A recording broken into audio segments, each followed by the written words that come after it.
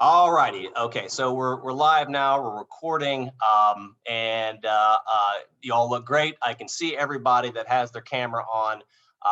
If you do ask questions and you're engaging, because I do encourage people to ask questions and engage in the class discussion, it does help if your camera's on. It's just weird if you're on the other end and you can't see the person who's talking to you. I mean, so it's tough. So when you do that, that does really help. And this is also something that you guys kind of have to get comfortable doing. If you're through your employment, if you are weird about interacting face to face, that's not good. So you just want to kind of get comfortable doing this. This is a weird interface for me too. I'm used to being in the classroom, so still getting used to it. But yeah, don't. So basically, don't be weird. Uh, just be comfortable with that, and so you, especially for the undergraduates, you definitely are incentivized to participate in class discussion. All right, so yeah, this is CJ/SOS351/CJ507. This is a overall a social research methods course, and so this is a demanding course. This course maybe is not as sexy as criminology. It's not as I guess it doesn't lend itself as much to debate as something like sociology, but it's probably one of the more important courses you take as a student because it does give you a very good sense about how social science is done. It has rules, it has a methodology to it. We try to aspire to be like a physicists, try to be like hard scientists. We fall short of that, but we do our very best to try to adhere to a certain set of methodological guidelines that are given to us not by authorities, but by experts who are experts because they are very good at executing these set of methods to figure out what the truth is, because there is an objective truth out there in the world, and we just have to figure out what it is.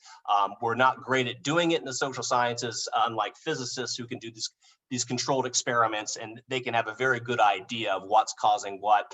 We really strive in the fields of like sociology and criminology to do these sort of things. We fall short, but that should not be discouragement to say, well, let's give up on the scientific method. We'll never figure out how to improve school completion or to lower crime rates because the scientific method falls short of doing that. Well, we have to keep trying. And so we will continue to strive to aspire to be like a physicist in adhering to the scientific method, because the scientific method is a scientific method. It doesn't really vary drastically when you go from criminology, sociology to physics. It's just that the extent to which we can really get to the truth is much more evident in physics than it is in criminology or sociology. Okay.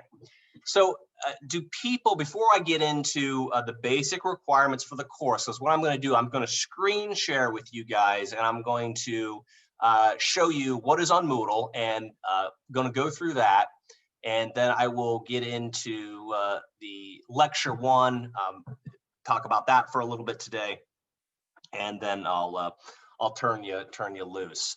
So are there any sort of general administrative type questions that may not have to do anything specific to this course, general issues with registration or anything like that? Any general questions whatsoever? Anything like that? Okay. If there is something that comes up that you're having difficulty getting into a class, I was getting emails this morning about difficulties getting into classes, things of that nature. Just shoot me an email. I try to get back to people as soon as possible. I know there's a lot of anxiety, especially during this coronavirus craziness where we can't go in and talk to the registrar face to face. We have to rely on email. There's a lot of anxiety about, am I doing the right thing? Am I signed up for the right? So yeah, that's totally understandable if you're a little anxious about stuff. But yeah, just ask, make your issue known right away, so we know what the problem is and we can treat it. So there's that. Okay, folks.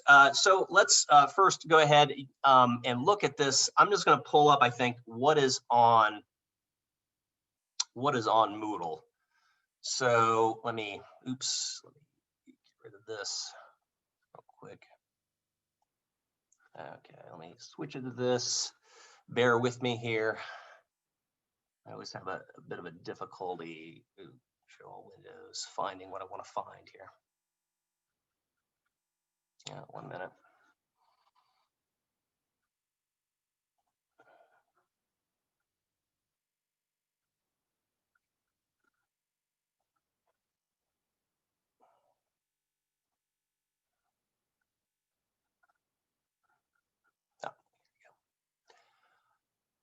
All right, let me move you guys over there. Okay, so it says I'm screen sharing now. Can everybody, just somebody give me a thumbs up if they can see my screen? Is that true? Okay, great. Thank you very much. Okay. So here's what you all should be able to see. You all should be able to have access to this Moodle page right now. So this all should be accessible to you. I made it visible a few days ago. So you should be able to see what I can see. The books for this course. Okay, so this book right here, this is Babby's The Practice of Social Research. I just got an advertisement from Amazon for a used edition, a 13th edition for like $26.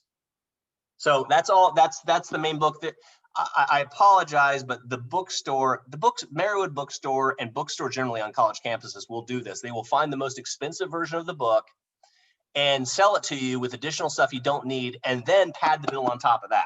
So if you can avoid using college bookstores to get your books, that's great. You don't need that software that comes along with it. If you bought it and you can return it. You can get it on Amazon for very relatively cheap. But the main book for the course, the main textbook for this course is this Babby's The Practice of Social Research. Okay, so you want to get that. That has questions in it. If by chance you don't have the book and you're looking at the Moodle and you're seeing that there's a discussion question that you're supposed to respond to, I use the review questions at the back of each one of these chapters for you guys to complete. If you don't have access to that, let me know, and maybe I can I can let you use this copy. You'd have to be on campus though, or I can just tell you what the question is and you can respond to it, something like that if you can't get access to it. But yeah, you'll want to get access to the book as soon as possible. Like I said though, I just got an advertisement from Amazon saying it's 13th edition forward. Anything 13th edition forward for Babby is good. There is another book for the course, and this is the same book. If you happen to be in my quantitative reasoning course, it's this same book, because at the end of this course, after the 8th week, we start doing quantitative SPSS exercises in this class as well. But you'll want to get one of these IBM statistics step by step. Now, I like the one by these guys, George and Mallory, because it shows you, if you have a Mac, it shows you how to do it in Mac. And if you have it in PC, it shows you how to do it in PC. This is basically an instruction manual on how to use SPSS. Some of you were in my senior seminar in the previous class, and you may already kind of know how to use it, but so you may not necessarily need this book. But this is a book, especially for people who have never ever seen SPSS before. You're going to want to get this because it shows you step by step on how you do things. When we get to those SPSS exercises, again, I will record what we're doing and post that, so you can go back and watch it. And if you forgot how to do something, it's a steep learning curve doing this stuff, guys. Okay, it once you get it, you got it, and you got it for life. And it's very applicable to lots of other fields of work once you know how to use a program like SPSS. So it's good to learn this stuff, but it is a steep learning curve at first. And if you've never ever used SPSS, yeah, you'll want to get this. So this book, like I said, is for this course. We'll get to this towards the end of this course, or at least after the 8th week of this course. But it's also the book that some of you are in my my CJ/Soc 202 class as well. That class is just all about doing statistical exercises. This class has some of that in it, but the other class is all about that. So, but anyway, yeah, this is basically an instruction manual on SPSS, and so you want to get that, especially if you have never used SPSS before, because I like this one because it shows for PC and also for Mac users. It shows for Mac, so there's that. There is a third book which I don't think I have. I have a copy of it right in front of me. I forgot it, but for graduate students only, there is this book called The Legacies of Crime, a follow-up of the children of highly delinquent boys and girls, or girls and boys. That was written by Peggy Giordano. She was my advisor when I was in graduate school. I helped her conduct some of the research that went into that book. And she's old school. She has been at this for a long time. This is a book that deals with quantitative type analysis, but also qualitative analysis, where they sat and interviewed these kids that were all they all had one thing in common, at least. They were all locked up when they were really young. And some of them went on to lead pretty conventional lives. Others went on to lead very, very chaotic and very sad and very violent lives. And so it's a follow-up to these kids. Now, you undergraduates, if you want to read something like that, it is interesting. It is a good example of what we call mixed methods research, because it uses quantitative and qualitative methods. I encourage you to do that. Undergraduates, you don't have to get it. It's only for graduate students. And for graduate students, I'm mainly using it as a kind of a model for your research paper, your big research paper. Now, you undergraduates, you don't have to do a big research paper in this class. You have to do exams. For the graduate students, though, you do have to do a research paper. You have to write a research proposal, and that Legacies of Crime book will be your model. The other thing I should quickly mention, if any of you are interested in continuing on to the 5th-year master's program, and you are in your junior year right now, it would probably be a good idea to take this class not as an undergraduate, but take it as a graduate. So you would complete the graduate requirements, and you would get graduate credit rather than the undergraduate course. And when it came time to finishing up your graduate degree, you wouldn't retake this course. We would have you just take another graduate course. So that is up to you, but that's something that you want to make your mind up about, because you want to what you would want to do is drop it at the 351 level and take it at the 507 level. You'll need my permission to do that. That's fine, but you'll want to act soon, because I think the last day to add classes, I believe, is January 27th. I have to go back and check, but you have a relatively short window to make decisions with regard to whether or not you're going to add classes. You have basically forever to figure out if you want to drop a class, but they make you make up your mind really soon. The registrar does, if you want to add a class. And so if you're going to switch to the graduate level on this, that's fine. Again, students here that are interested in going on to the 5th-year program that we have here in CJ, if that's something you're interested in doing, or you want this to count as graduate credit, you can do that. So you just have to make sure and get that done here real soon. So that would be for those people who right now are thinking about continuing on to a 5th-year program, that you would do yourself a good service by taking this at a graduate level, not the undergraduate level. A lot of what we cover, though, for the undergraduate levels in this class is very similar. It's research method, guys. It doesn't really change. Statistics are statistics. It doesn't really change a whole lot. You can't really change it a whole lot from the undergraduate to graduate level. Graduate students, though, are expected to understand it at a deeper level and to apply it in a research paper, as opposed to the undergraduates, where you guys will have to take exams. Okay, so are there any initial questions on that about the taking it at the graduate level versus the undergraduate level, if that's your situation? If there are, just shoot me an email. We'll work it out to see if it makes sense for you to do that. But yeah, that's one of the things that is how you can get out of here in 5 years with a master's degree, is you have to take graduate level courses while you are an undergraduate. People's situation varies because of the number of credits they have and other requirements they have to still fulfill. Some people just can't do it because their situation just doesn't allow. But a lot of times it does make sense, though, to be doing that.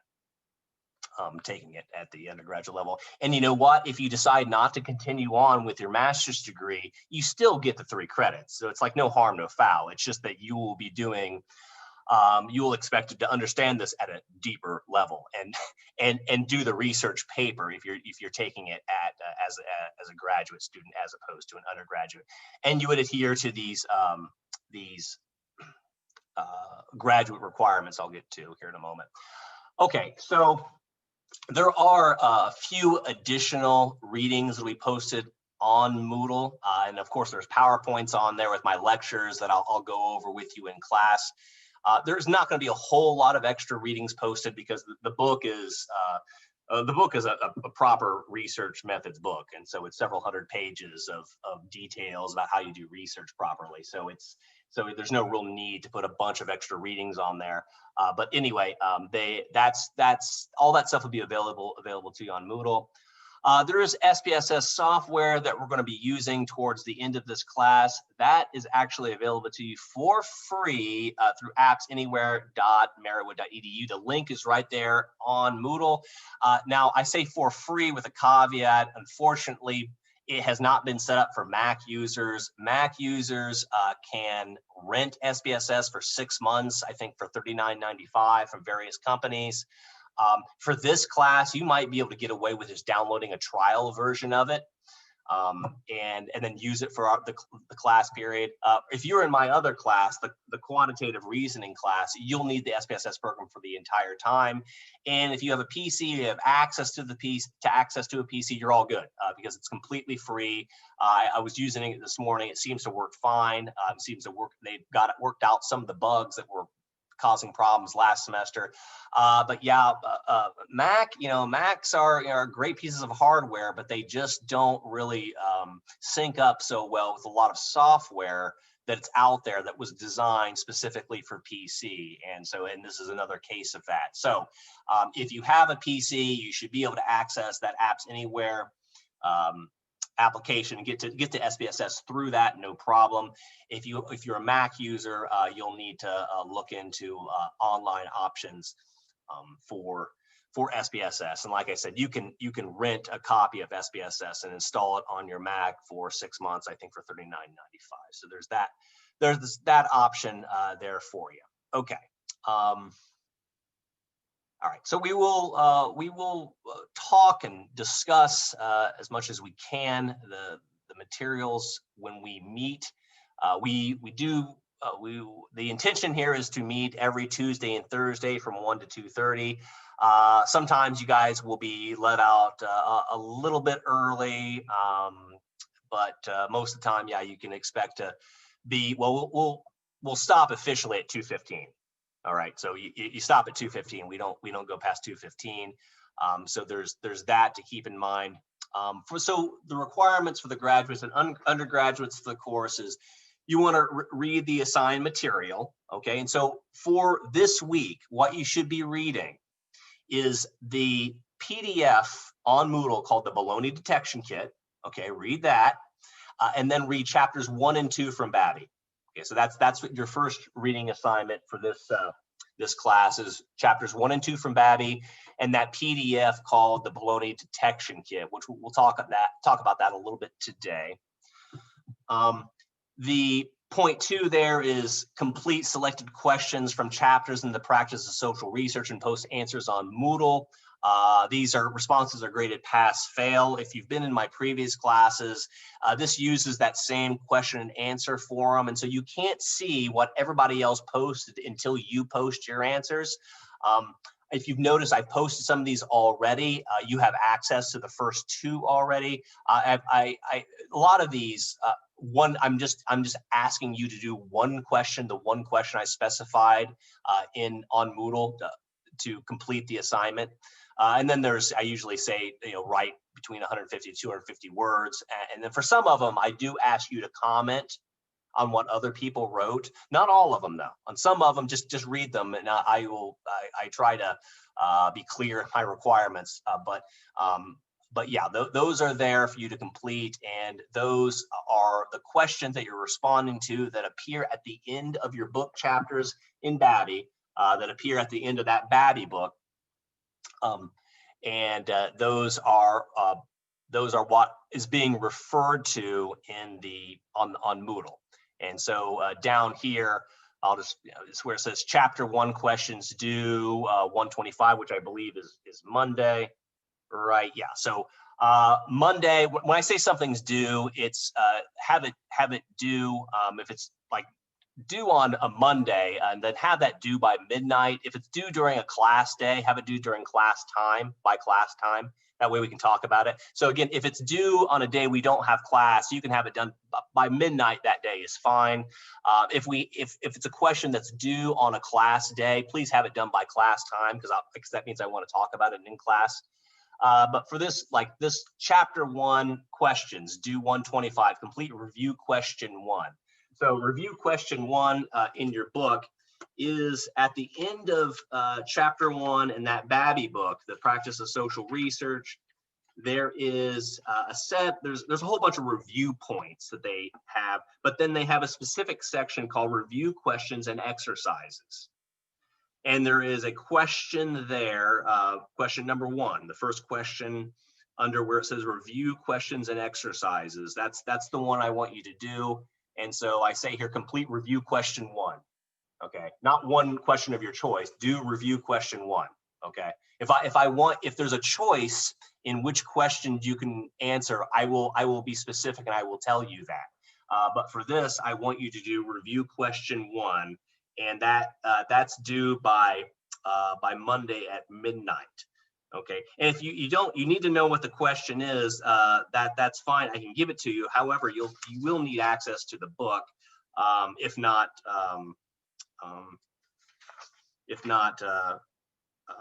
I don't know what else I was going to say, but yeah, you'll want to, if you don't have access to the book, let me know, because I can give you the question, but I don't know how I'm going to be able to give you the whole chapter. You might be able to find a copy of this, an old version of it online for free. Just go forth and Google. You might find something. But yeah, that's something that you'll want to work on. So that's what that is. If there's questions about this, let me know. That is how, like, the mechanics of getting in and responding to these questions. So when you click on this thing, you want to click on this greenish looking or blue looking, or maybe that's kind of greenish or blue on my screen right here. That will allow you to respond to what I posted, and then it's always, there's a 30-minute delay before you see your own response posted in Moodle or anybody else's posts. So don't freak out when you don't see your post come up right away. That will take 30 minutes, and then you can see what everybody else posted. And when that happens, then you want to comment on the answer of one other student in just 25 to 50 words. Okay, and when I say comment, don't just say nice job. Try to say something substantive, or don't just slam people by, don't like that. You weren't thinking really critically about this, and leave it at that. Don't do that. So if you think that they're not being critical in how they're thinking about something, say why. Make a statement they can use, and likewise, don't just be praised, like, good job, man. I think that was really cool what you said. That doesn't really help the discussion. So say something that seems to help to add to the discussion, and not just add, try to make somebody happier and kind of producing heat and causing problems. So there's that. So that's the chapter questions that I'm talking about here on Moodle. And you have chapter questions that you're going to want to do. So this goes for the undergraduates and graduates, that you need to complete 8 of the 12 chapter assignments. So there are 12 chapters that we're reading from the social research book. And so you need to do 8 out of 12 of these assignments. Now, there may be more than one question assigned when you do the chapter question assignments, but altogether you need to do 8 out of the 12.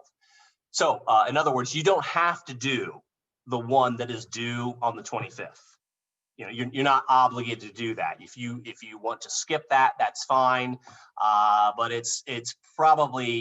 you're probably better off getting to these earlier on than waiting, because it looks like what's going to start happening by the time we get to May, hopefully coronavirus will finally be beaten back, and you guys may be engaged in a lot of things that allow you to actually go out and live your lives again. And you may not want to exactly be focused like a laser on Sefrin's research methods course. And so I would suggest to you, before it starts getting warm and nice and sunny and not all viral and diseased and disgusting outside, it's no longer that way, that you go ahead and get this stuff done, get your credits in, get your work done, get everything done while it is all gross outside and stuff. So now is the time to do that. So I would jump on this and not wait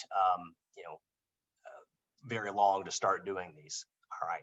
Any questions about those questions that you do? So that's one big chunk of this course, and that goes for graduates and undergraduates. There is then these SPSS exercises that we will get into during week 8, the 8th week of course, eighth week of the course. We'll start doing these things. And so those are graded on a 3-point scale of 0 to 3. It's actually technically 4 points, so 0, 1, 2, and 3. But anyway, that is graded so that you didn't submit it at all. There's partial completion, multiple errors, full completion, but errors, and full completion, no errors. And so that's how you're going to be evaluated on those things. We will get to that later on after the 8th. Or during the 8th week of class. Okay, so those are requirements for both graduates and undergraduates.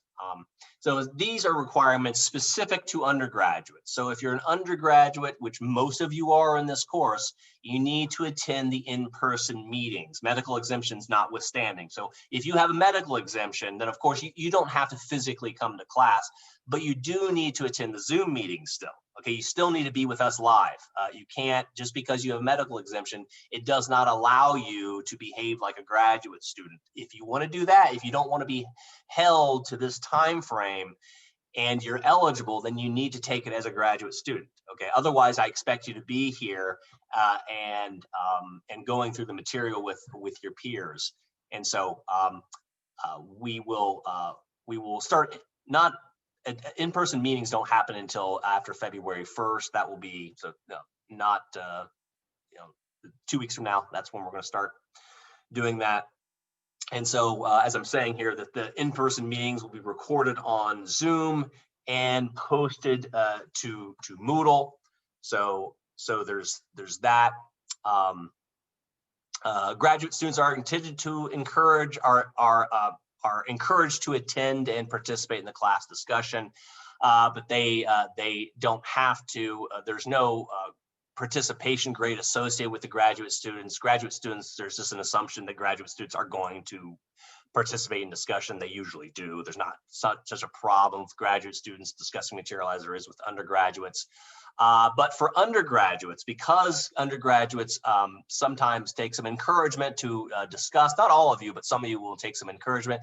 An incentive here to participate in class discussion just means talking in class. It doesn't mean you have to say anything that is revelatory or anything. It's just huge. You just need to talk in class, talk about, usually when I say talk in class, it's talking about your responses to the questions at the end of the chapters. And so participating in class discussion for at least 50% of class meetings prior to week 8 will grant those students the option of not completing the 3rd exam.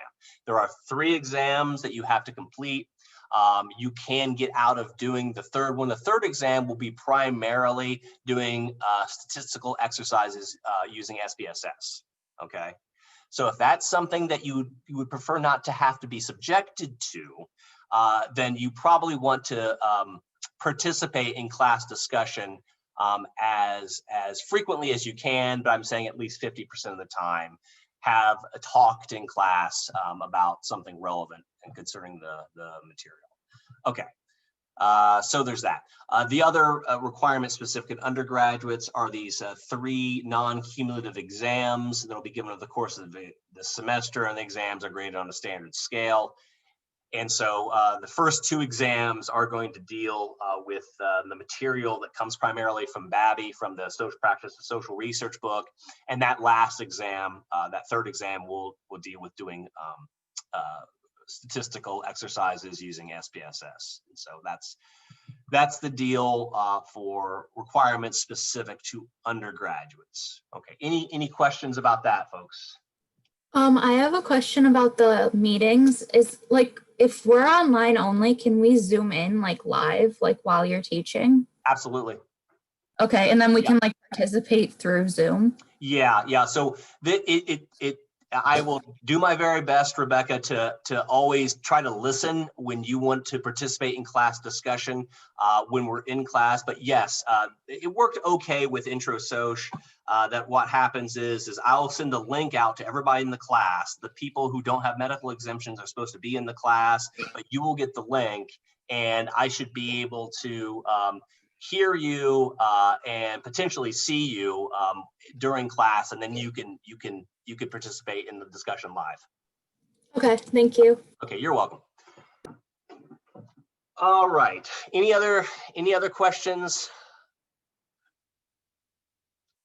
Okay. Let me. I wonder if I can pin. Never mind. All right.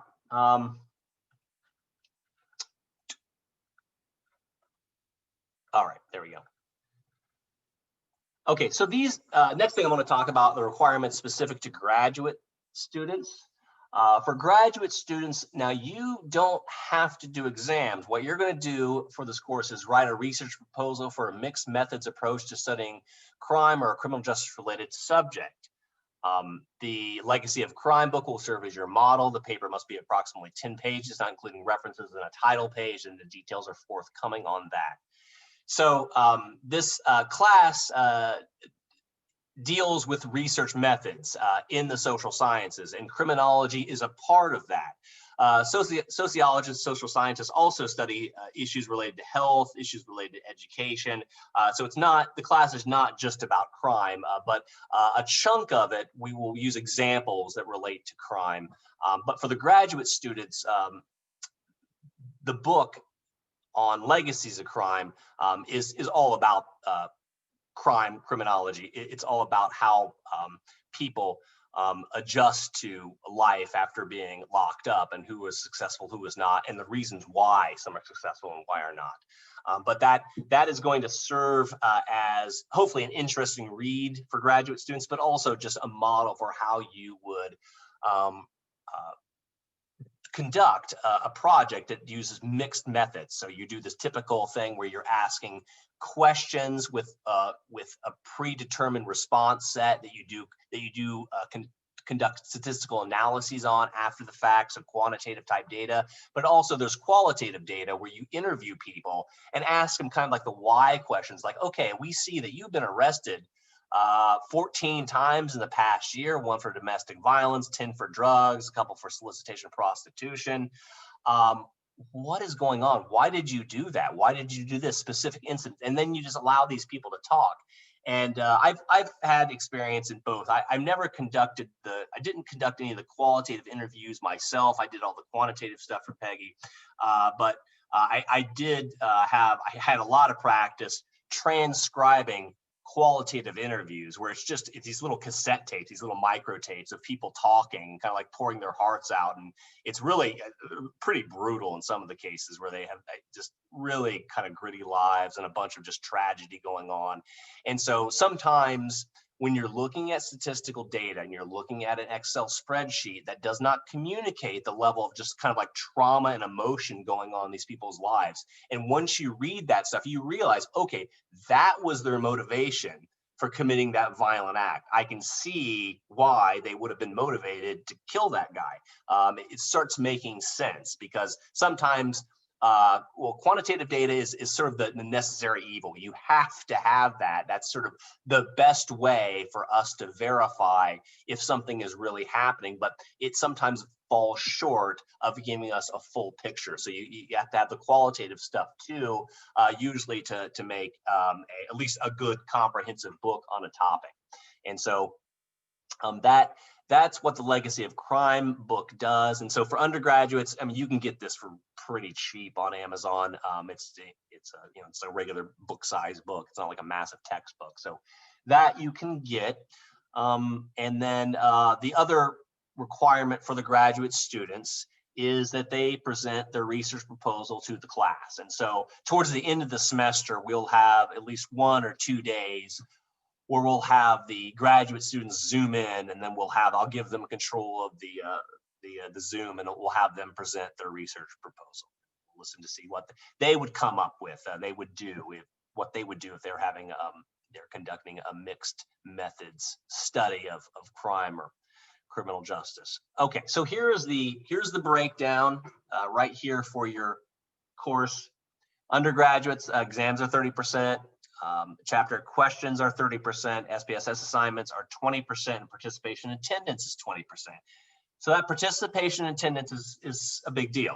That's 2-letter grades for undergraduates. So you want to attend class on a regular basis and you want to participate. So if you just attend and you never talk, then I can't give you a full A for that portion of your grade. You have to talk. You don't necessarily have to talk as much to get the exemption to get out of the exam, but you have to talk at least a few times during class. Otherwise, I can't give you an A on that portion of your grade. You might get an A on everything else, but unless you're talking, I can't in any good conscience give you an A on that part. So you got to just make sure and talk during class. And again, you usually don't have to give a long soliloquy about something. You just got to respond usually to the questions that were assigned, or there's going to be in-class activities that we do when I propose something to you and I have you think through it. Then you can just say whatever comes to the top of your head, or just if you want to give it a moment's thought and then respond. That's fine as well. For graduate students, it's very similar. Just the big difference here is that graduate students have a research proposal that is worth 40% of your grade. So that is even more of a big deal for graduate students because that's worth 4-letter grades. And so, if you don't turn in your research proposal as a graduate student, then you fail the course. You have to do the research proposal. There's no there's no substitute. There's no wiggling out of this. You have to do that research proposal paper, and that's 40% of your grade. But for graduate students, everything else is the same except for the participation attendance. It's not you're not held to that. You're more than encouraged to participate in this class discussion when you can, but you're not obligated to. It's the presentation that's worth 10% for the graduate students. Okay, so that is that for the basics for the course, for how you're going to be graded, what's required. Are there any questions about that? About how you're going to be evaluated, what's required of you, the meeting times for the undergraduates. We'll be doing live Zoom Tuesdays, Thursdays from 1 to 2:15. If you have medical exemption, that's fine. You will still be able to participate in the class live as we Zoom it live. So there's that. Anything else, folks?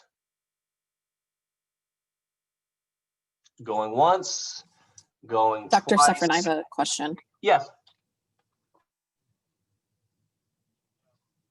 Yeah, so is this going to be kind of like a math statistics class, or is it more of just studying statistics? The last part of the class, we will be getting into data analysis, because if you look at the end of the practice of social research, they start talking about data analysis. If you look at any social research paper, if it's published in a journal like Criminology, like 95% of those publications all have quantitative analyses in them.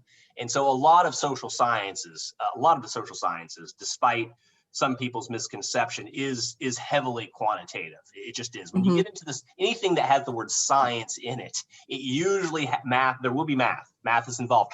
Fortunately for you guys, there is not going to be much of any hand calculations that you have to do. It's all going to be done with SPSS. So you don't have to worry about memorizing formulas or remembering how to like solve gnarly algebra problems. You don't have to do that. In fact, making you guys do it from raw numbers, it would be really inefficient, kind of dumb, because statisticians don't do that. They'd be like, why in the world would I crank through this equation by hand? I can just put it in the computer and do it in like 5 seconds. I mean, statisticians have to know the equations like the back of their hand, right? But no, they would never do that because it'd be like completely inefficient use of your time.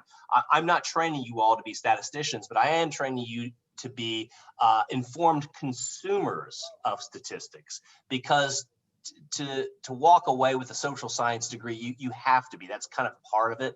So yeah, so you don't have to be worried. You don't let your math anxiety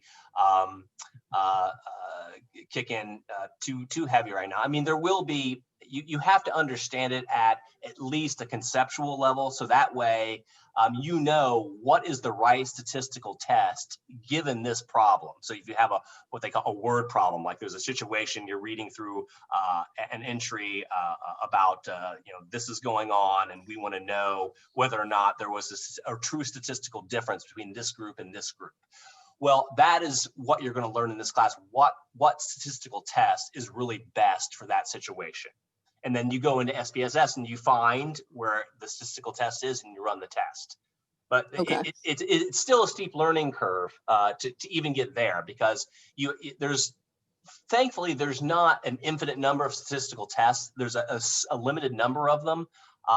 Actually, there's a lot, but they all there's small groupings of them, and you will learn about the different groups of statistical tests that are most often used by social scientists when they want to know, for example, were the boys different from girls with respect to rates of delinquency during this year, that kind of thing.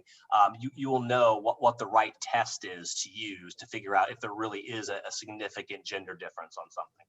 Like that. Okay, thank you. Yeah. Okay. Any other questions about that? Yeah, I mean, there are quantitative aspects to this course, and that kind of thing is really unavoidable because it is a social science. So there's a lot of, if you look at you randomly select a social science journal and look what they did for the analyses, it's usually not just interviews with people. They usually have all these regression tables and correlation matrices and talking about chi-square and t-test. And that's just a part of the field. It's not as intense, of course, as physics, because physics is, that's like you have to be intuitively good at math to kind of really get into physics. I'm not intuitively good at math. I like statistics, but thankfully I'm at least mediocre. I'm good enough to be a college professor. I can publish in the area. So folks, if I can do it, you can do it. Trust me. I was not perfect in school. This was a steep learning curve for me. It's a steep learning curve for everybody, except for a very small fraction of the population that, for whatever the reason, their mind works mathematically. They can work through things in such a systematic way. Most of the population is not like that. We really need a second, third exposure to something before we get it. But you will walk out of this class with a good degree of confidence that you understand what people are talking about when they say something statistically significant, or whatever the basic stuff that people talk about in statistical reports. You will be able to read them and understand them. Now, you won't be coming up with new formulae to propose to the Statistical Society of America. You get a PhD in statistics to do that, to come up with new formula. That's not what you're going to be doing in this class. You're using the formula that have been developed by statisticians to answer questions that deal with social problems, to deal with crime issues, to deal with health issues, that kind of thing. Okay. Okay. So there is that. All right. I think what I would like to point out here is this first entry here, this fine art of baloney detection. That is a chapter that I discuss in the first lecture that deals with a lot of what is typically called logical fallacies, or just errors in thinking that are so common that some of them have specific names, Latin names, in fact, because they're really old, because human beings are far from being automatically objective scientists. We are not. We let our feelings guide our thinking, and your feelings will betray you every time. And so what this is a kind of cute way of describing the scientific method, the fine art of baloney detection. How do you tell whether or not someone's statement is truthful or BS or baloney? Like, how do you know? Well, you can't just intuit it. There are steps, there are procedures that one goes through, and the details of those procedures are a lot of what this course is all about. But before we get into that, there's several logical fallacies, or kind of logical pitfalls that sometimes people get into when they are thinking through something. And so everybody, because we're human, we will err, we will have biases. And so long as you're aware of your biases and your vulnerabilities towards logical fallacies, the stronger you will be, the more likely it is that you'll be able to identify them, like, well, I'm going down this path of thinking about something in a certain way. It's not really helpful. I'm using a slippery slope argument, or I'm using an ad hominem argument. I'm attacking the speaker and not her arguments. So long as you're aware of these things, these logical fallacies, you will be someone who is much better at identifying potential biases. So I'm going to stop sharing this for a second, and I want to go ahead and open this first slide up. Let me see if I can do this. Let me go back to share. Okay, because sometimes, okay. And again, just let me know if you guys can't see this. Tell me, because now, can you see this this slideshow? Can you see that? Says, so you should be able to say, see the Carl Sagan, the Demon Haunted World. Yeah, so this chapter is from this book written by the late, great cosmologist Carl Sagan. The book is not just about like stars and planets and stuff. It's generally about scientific thinking. It's about how to view the world through an objective lens, and not be bogged down by logical fallacies, or what he calls demons. So he's this demon haunted world. There's all these forces out there, political, cultural forces, religious forces, that tend to feed into our irrational style of thinking. And so science is sort of this candlelight, this way that we can kind of see through the darkness and get to the truth. And so he starts off one of the chapters, this chapter that precedes the baloney detection kit, talking about this person that claims that there is a dragon in their garage. And let me get to that here in a moment. Some of you probably know that Carl Sagan was actually, if you know who Neil deGrasse Tyson is, he does all kinds of public appearances. Neil deGrasse Tyson is a protege of Carl Sagan. And so that's just a little fun side note about that. But anyway, so what this chapter does is highlight some of these logical fallacies that people commit. But before I want to get into that, I want to talk about this funny example that he provides in a preceding chapter that doesn't talk about the invisible dragon in my garage in the baloney detection kit chapter, but it does in a previous chapter. And so he starts the chapter off talking about how a person who he thinks is credible comes to him and says, dude, I got a fire-breathing dragon in my garage. Like, oh, really? I would like to see the evidence for this. This would be absolutely amazing if you have a fire-breathing dragon in your garage. Okay, so the person goes over and says, well, I need some evidence. I need some evidence of this. I know you're very emotional. You really think this, but I really need some evidence of this. So the garage is opened and there's no dragon inside. And the person says, well, I forgot to tell you, it's an invisible dragon. Okay, it's an invisible dragon. Well, let's throw some. So the person says, well, let's throw some some powder on the ground, some baking soda or something like that. So invisible dragon would still leave some tracks, because it'd be walking around, and even if it's invisible, we will be able to track it because it's going to make its little dragon paw prints on the floor that's covered in baking soda or something like that. You'd be able to see that, right? You see that in movies where they've got invisible characters and they can identify them. If they put something on the ground, they can see where they're walking, or somebody's invisible and you can see their footprints in the snow. That kind of thing. That's what he was getting at. Well, that doesn't work either. It doesn't leave any tracks. And the person says, well, I forgot to tell you, it's a floating invisible dragon. It never touches the ground. So that test is not, your test is never going to turn up any evidence. Okay, fine. So let's go ahead and let's just start spray painting. I got a couple airbrush machines here, some CO2. We're just gonna flood this whole area, this whole space, with particulates of paint. And if this thing is floating, it's going to stick to them, and we're going to be able to see the silhouette of this floating dragon. And that doesn't work either. The dragon, there's no paint that sticks to it. And the person says, I forgot to tell you, it's an incorporeal dragon. It's something that's, it's like a spirit dragon. You see, paint will never stick to the dragon. So you got this invisible, floating, incorporeal dragon. And he ends the chapter by, and they go through some other tests, like saying, well, if it's a fire-breathing dragon, let's use the infrared camera to see if we can detect the heat. Well, the dragon doesn't produce any heat either, so it's magical fire. Well, he ends the chapter by saying, what is the difference between an invisible, incorporeal, floating dragon and no dragon at all? That there is no difference. One of the hallmarks of science is that you need to be able to falsify statements.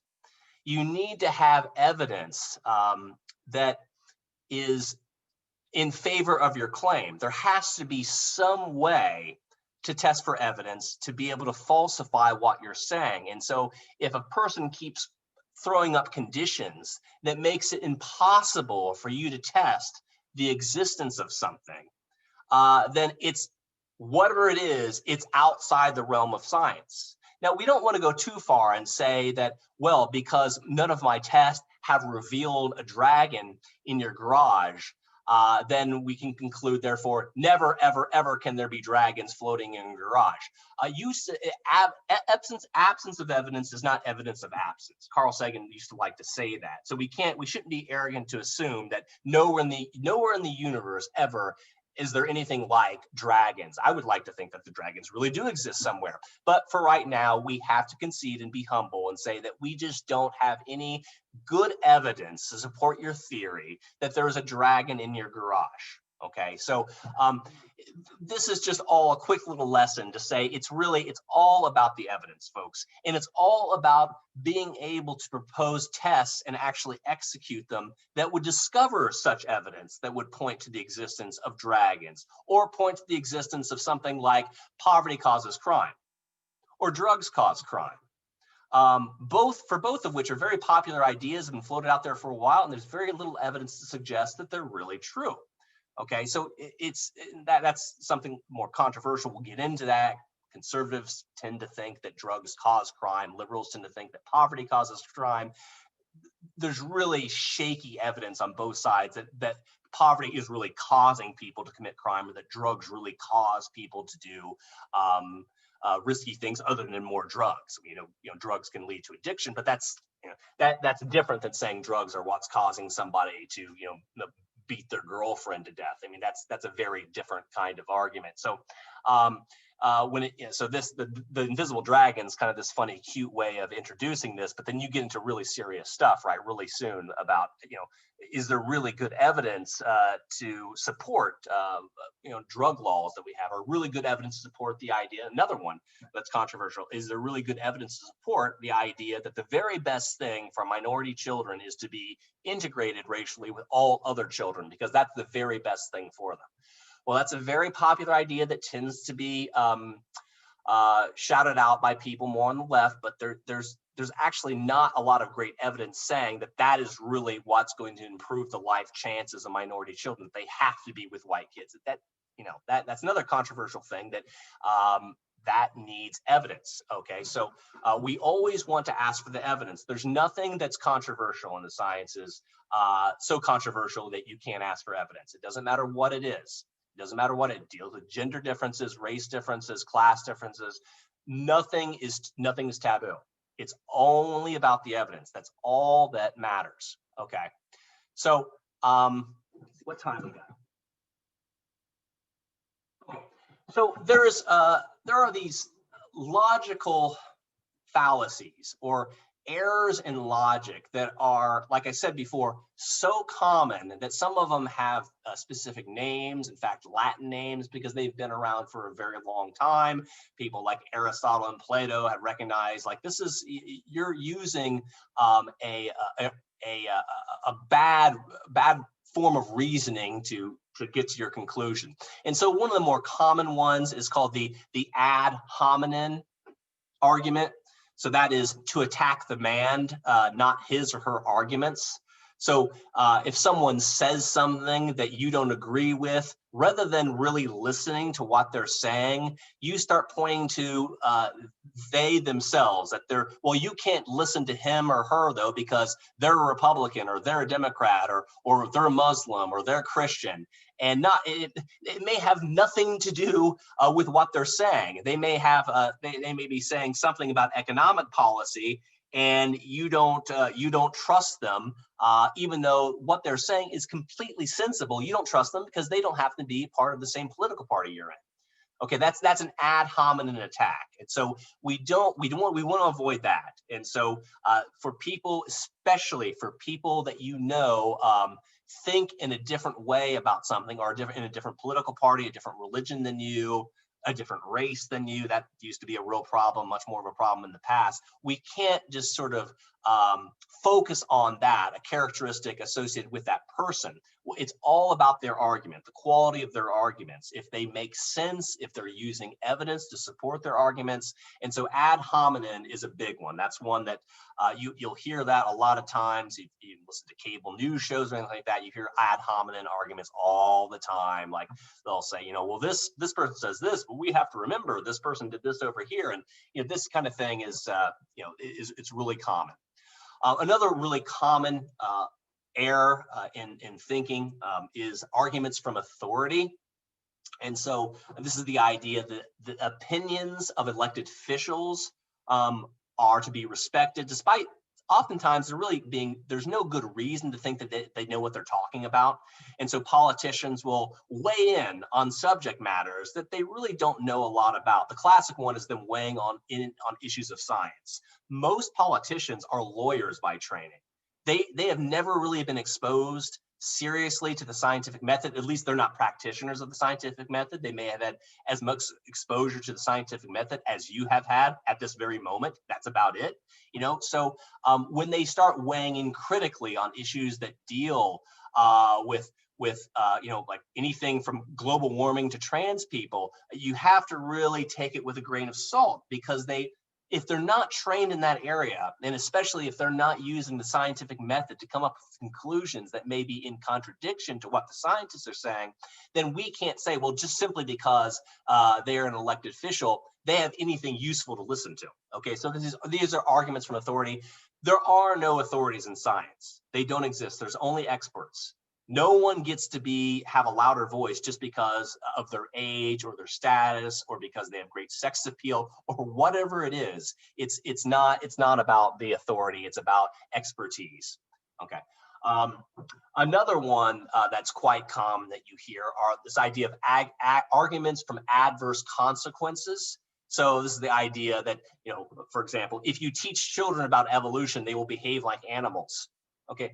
Even if that's true, I've never seen evidence of this, of a kid learning about Darwin's theory of natural selection, then behaving like an ape. I've never seen that happen. But even if it were true, that doesn't mean that evolution for some reason is not true. One does not follow from the other. Another one would be an appeal to ignorance. So if it's not proven false, that it could be true. Just because you can imagine it does not mean that it exists. So just because you haven't proven that God doesn't exist doesn't mean that he does exist. Okay, just to bring up a real controversial one right off the top. That's an appeal to ignorance. Just because you haven't disproven it, then there is a gap there that can be filled by whatever explanation that most suits my social vision or my religious perspective. Okay. So there's this appeal to ignorance, this idea that, well, just because because you haven't disproven it, then it must be true.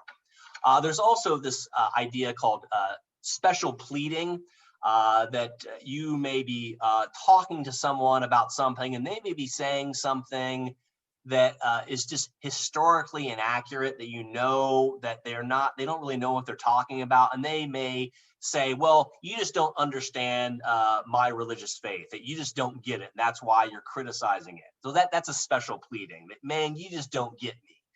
And when people are losing an argument on rational grounds, they will resort to special pleading. They'll say, yeah, you just don't get it. Or if you just walked a mile in my shoes, then you would understand what I'm saying. Like, no, maybe you're just not making much sense, buddy, because you're not really providing evidence. That's why I don't understand you. I'm as open-minded as the next person, but I just don't, you're special pleading now at this point. You're not providing really a good argument. You're not making much sense. You're not providing evidence as to why I should take you more seriously. There's also a lot of non sequiturs that people will use when they're losing an argument, or they realize what they're saying doesn't make much sense. They will sometimes say things that really don't follow logically from what they just said. So people might say something, our nation will prevail because God is great. And so those two things are two separate statements that people may believe in their hearts of hearts, but even if you just look at the statement, it is a non sequitur. Our nation will prevail because God is great. These are two things that are not logically linked together. One does not necessarily require the other to be true, and so these are non sequiturs. Another one is post hoc ergo propter hoc, and that's Latin for after the fact, therefore because of the fact. So that is just, if something happened after one thing, it doesn't mean the previous thing caused that thing. And so if you see that people are more likely to do behavior X after they have seen a particular movie or listen to a particular song, they're more likely to drink or use drugs or be violent. You can't automatically assume, well, they were just watching the latest Quentin Tarantino movie. I heard that they were listening to gangster rap the day before, so that is the reason why they did the violent crime. That is post hoc ergo propter hoc. You're saying that, well, because it happened after this, it must be the first thing that caused the second thing. Well, it may be, but it doesn't. It's not an automatic. Okay, we cannot automatically assume because something happened after something else that the first thing caused the second thing. That's that. There are also these slippery slope type arguments where, and these are used on both the political right, the political left. There was a real concern, and there still is a concern, for example, like legalizing marijuana will lead to widespread moral turpitude. Like if we do one thing that seems a little risque, then the next thing we know that people are going to be dancing in the streets, setting stuff on fire. It's going to be absolute bedlam, and the whole world's going to go to hell in a handbasket. That is what you call a slippery slope type argument. Now, one thing can lead to another. It certainly can. But again, you have to have evidence that one thing is leading to another. You can't just assume because of the way you feel about something, or that it tends to fit really well with your social vision of how things should be, that one thing is leading to another. And it doesn't seem like legalizing marijuana is leading to widespread moral turpitude. It just doesn't seem like there's evidence to support that type of slippery slope argument. Another really big one is, and this is one that gets a lot of people that should know better, is confusing correlation with causation.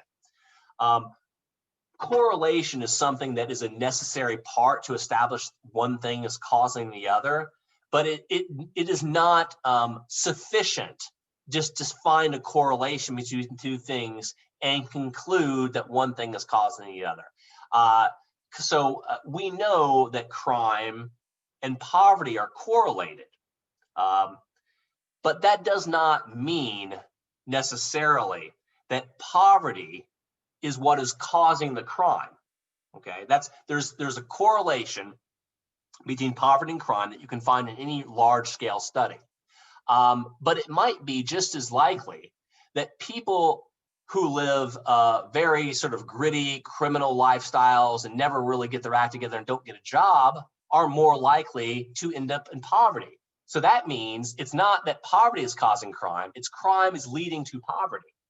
Okay, it could work the other way around, or it could be some third factor that is explaining both. It could be that early developmental problems and a really rough home life leads to a really shoddy employment record. It also leads to criminal behavior.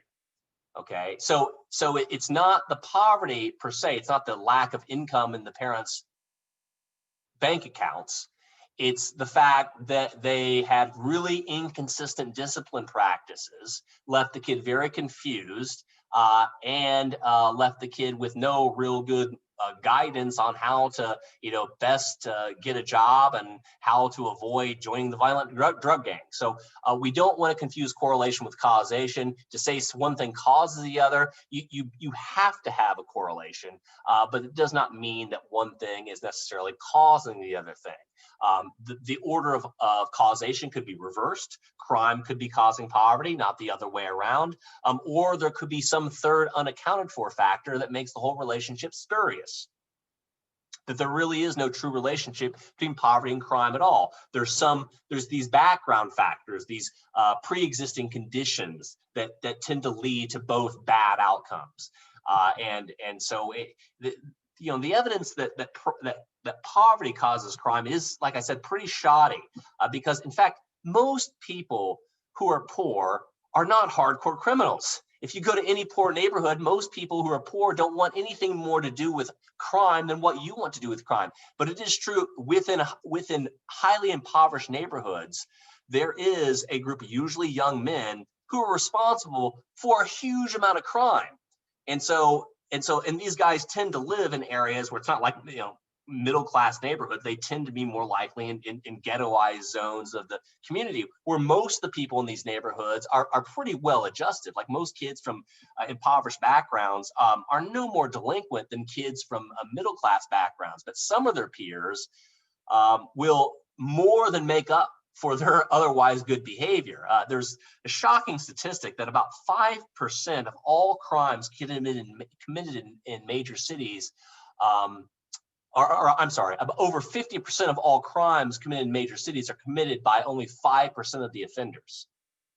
Okay, so there is a very small group, usually of young men, that do serious crimes repeatedly, rape, robbery, and murder. Okay, they'll do it repeatedly, and they account for the lion's share. So, that is one of the reasons why people are skeptical about this idea of crime causing poverty or poverty causing crime, because it just doesn't follow from the evidence, from the data. It's just not a very strong relationship there. Okay, I think we'll go ahead and stop there. I want to continue with this next time. There is a short exercise we'll do in class on Thursday on the next slide. And then also, you folks, I would like you to be reading chapters 1 and 2 from Babby, as I said, and then also read the Baloney Detection Kit. The Baloney Detection Kit goes through a lot of these errors in logic of how to detect if people are, have something, really worth saying, or, they're full of it, full of baloney or something else. So, okay, folks, if there are any questions, I'd be happy to take them now, but I think we're done for today. I'll see you again Thursday at 1 o'clock. Let me go ahead and exit out of this thing, stop sharing. So yeah, that is it. So if there are any questions, that's fine. Rosanna emailed me a question. Okay, great. I will look at that here in a moment. But if you don't have any questions, you're free to go. It was nice seeing you all again. I'll see you all on Thursday. Bye. Emily, I sent your thing.